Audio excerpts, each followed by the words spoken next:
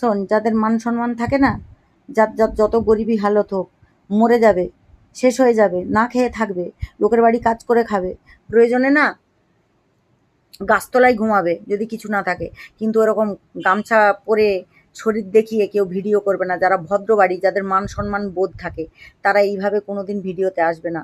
প্রথম কথা তুই এসছিস, ঠিক আছে? আর দ্বিতীয় কথা শোন, তুই বলিস না তোর জায়েরা তোর সঙ্গে আমি কাউকে আনি না। তুই কি আনবি রে তোর জায়েদেরকে ভিডিওতে? তোর সাথে কেউ ভিডিও করবে না। তোর মেজো তো তোকে বলেই দিয়েছিল, তুই কি আমার শাড়ি পরার যোগ্য নাকি যে তুই আমার শাড়িটা পরতে চেয়েছিস? একদম ঠিক তাই।